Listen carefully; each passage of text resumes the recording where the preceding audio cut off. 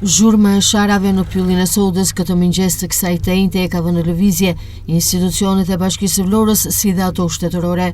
Policia bashkiake, ajo e rendit si dhe inspektor të pyjores dhe zonave të mbrojtura kryen një kontroll të imtësishëm pas sinjalizimeve të shumta dhe të erpasershme nga qytetarët se në pyll po ndërhyej për prerjen pa kriter të pemëve.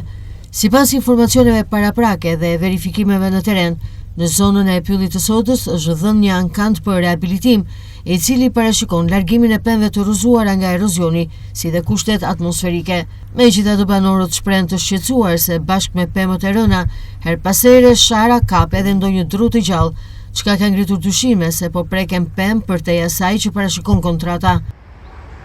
Prej vitesh, pylli i Sodës ka qenë një ndër pyjet më të rrezikuara për sa i përket hedhjes së mbeturinave të ndryshme pa kriter në çdo pikë të tij, por edhe her pas here pre e abuzimeve dhe prerjeve të ndryshme.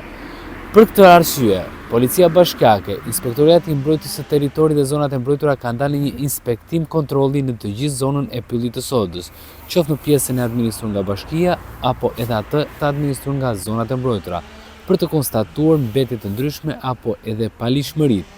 Në informacionet të cilat Blu Televizion ka marrë edhe më herët, një ankant është dhënë një firme për pastrimin e të gjithë pemëve të rëna me qëllim rehabilitimin e pyllit të Sodës.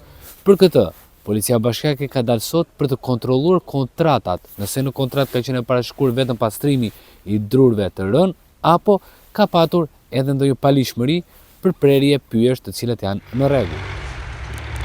Një tjetër problem i hershëm në pyllin e Sodës mbetet po ashtu edhe depozitimi pa kriter i mbetjeve nga subjekte të ndryshme. Qytetarët të Vlorës, përfshi edhe ata që ju drejtuan Blu Televizion, theksojnë se prej ditësh po shohin lëvizje të dyshimta në zonë, ndërsa kërkojnë kontrolle të përditshme për të shmangur dëmtimin e mëtejshëm të pyllit. Sipas të dhënave zyrtare, projekti i rehabilitimit të pyllit të Sodës zbatohet në 2 faza.